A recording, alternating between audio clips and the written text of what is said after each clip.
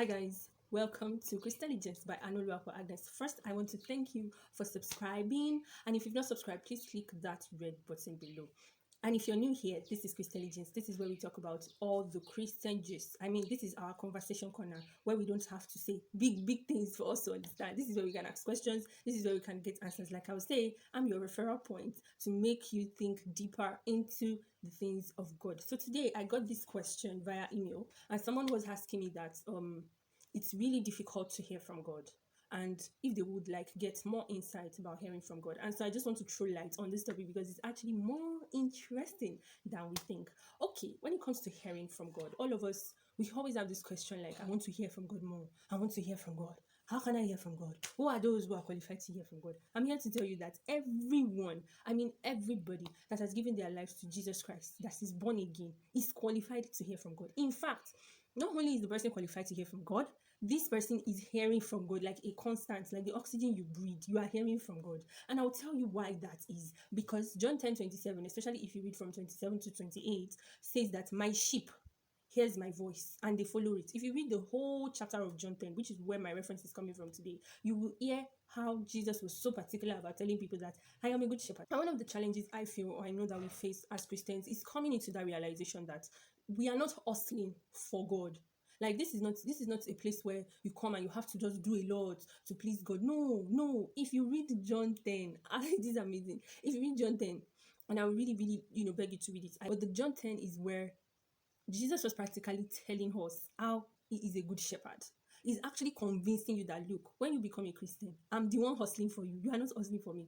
In John 10, especially that 27 to 28, he's saying that I'm a good shepherd. Like my sheep hears my voice and the voice of a stranger they know not. And I will keep them in my hands and I will hold them. Like I'm not going to lose you. So when you become a Christian, Jesus is like holding you.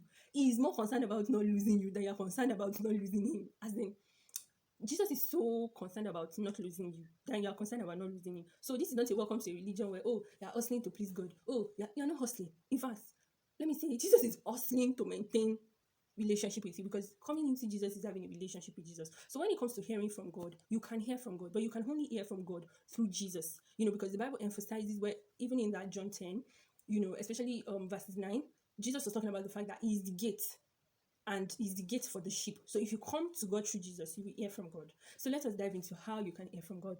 So there are so many ways through which God speaks to us, and they're important and they are all vital. I would like to point out that there's no greater way or there's no lesser way. God can decide how he wants to speak to us. It's not like, this way that we hear from God is deeper than the way other people hear from God. That is not it. So God can speak to you through dreams. I'm going to put a whole lot of scriptures under this video so that for those who want to refer and understand and do more research about it, but I'm going to just mention a few here in the video. So God can speak to you through dreams. We have like 3 scenarios where God has spoken to people through dreams. You can check it in Acts 2:17 for the New Testament Christians. I'm still going to come to that. You have some Christians that are New Testament Christians, Old Testament Christians. We're still going to come to that. But so I'm going to share from one scripture from the Old Testament and then another scripture from the New Testament, so that we can have the balance. So from the New Testament, we have Acts 2:17, where the Bible was talking about young men dreaming dreams. And from the Old Testament, we have Daniel 1:17, where God spoke to Daniel through dreams. So God can speak to you through dreams. We're still going to take those topics one by one and really detail on them. What are dreams? What does my dream mean? How do I get interpretation for my dreams? Do I need to see a prophet? Can I interpret my own dreams? Why do I have funny dreams? And different stuff about dreams. We're still going to talk about it in either the next video or the third video. So God can speak to you through dreams. He can speak to you through visions. Also Daniel 1:17. He can speak to you through prophets. Now here we have to really be careful, because God speaking through prophets is not God going behind your back. I always tell people something, especially those who like to come and say, oh, God told me this about you. That's it. God is not a gossip.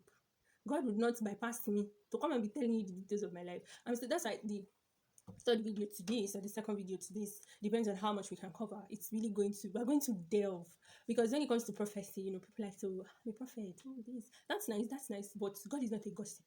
He's not going to go and be gossiping about you to different people. There's a way these things work, and we're going to check it scripturally, and then we're going to try and understand it. So God can speak through prophets. Hebrews 1:1, where it was saying that in times past God spoke through prophets. You can check it. God can speak through your friend, and then we can check it from Hebrews 3:13, meaning God can send somebody to encourage you. From a conversation, God can drop things and hints of hope into your heart. The most vital one that people always concentrate on is audible. You can hear God audibly, which is the one where most people boast and be like, oh, God told me audibly, blah blah blah. That's good, spoken word, But for me, the part where I've heard God speak to people audibly is Acts 9:4 in the scripture, and it was Saul, Saul, why hast thou persecuted me? So God speaks to you audibly. But one thing I want to say is, in all these ways that God can speak, not one way is more important than another way. Not one way is less than another way. They are just ways. So a person that hears God like a person talking to you, that's the audible part, where it's more or less like you can hear somebody talking to you. Doesn't mean it's less than how God speaks to the person through dreams. But one thing I always say is that most times we miss the most important way God speaks to us, and that is through our conscience. The Holy Spirit resides in us. So when God will speak to you, sometimes you think it's your mind. It's not your mind, it's God. That thing that always tells you that, oh, do this, oh, do that, and then you do it and it works, is not your mind. Your mind is not that smart to lead you or guide you. If not, it will have led you to do amazing things. It's God actually directing you. So always, it's good if we can give that acknowledgement to God, and don't be inferior when people are telling you God told me. It's normal. It's normal for a Christian to want to have a conversation with you and be like, oh, God told me. When you respond and God tells you, feel free. Some people try to hide under this humility. I don't know why. And they'll be like, me, I don't used to like saying that God told me. Hello, God told you. God told you. You can say, the Holy Spirit told me. You can give that acknowledgement back to God when He speaks to you. It even helps conversations when you're always referring to God. That means from there, you gain more confidence to hear from God. Now, there is a big question that comes. It's a really, really big question. And that is, what if God speaks to me? The way we confirm things, especially as people, we confirm things from the success of it. So if God tells you to do something and you succeed at it, it gives you confidence that, yes, indeed, it was God that told me. But when God tells you to do something and you fail at it, we're quick to say, maybe it was my mind, maybe it's not God. And that is one topic we're going to talk about next week. What if God tells me to do something and I fail at it? And it's very important for you not to miss next week's video, because we're going to talk about that in team. We're going to use examples of people. I'm going to be sharing my own personal experience and what I face when it comes to failing when God tells you something and succeeding when God tells you something, and also how to know this is not God and how to know this is God, because that part is always tricky for us as Christians. Don't put God in a box. You see, sometimes God can tell you to start something, then He tells you to stop, then He tells you to continue, then He tells you to pick it up after a long time. So that is the details we're going to be delving in next week, and we're going to be using stories of people's life, like real stories, to engage one another. I know it's really challenging for us when it comes to hearing from God. And one secret that I also want to share is, please avoid being carried away by 35 things to do to hear from God. The only thing you need to do, and I will tell you categorically, read the whole of John 10, to do to hear from God is to give your life to Christ. Sometimes I know we can hear all those things about what to do to hear from God. Just know, have that confidence that you are hearing from God. God is speaking to you all the time. Most of the times we're distracted because we're on our phone, we're on Instagram, on Twitter, we're on Facebook, we're live everywhere, and we cannot even settle to hear from God. But one thing is, God is speaking all the time. And then some other times, God will speak to us. But because we know hear from God, you're hearing what God has said in 2016, 2020. And it's more or less like you're band-dating your life because you're not following up at the speed to which God is speaking.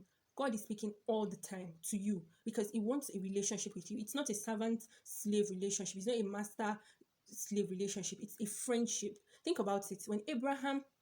During the time of Abraham, Jesus had not died. Yet, God called Abraham His friend. Now that Jesus has died, you are God's paddy. Means you're very close to God, like you're dead to God. So please, let's spend time to read that John 10. It's a whole lot.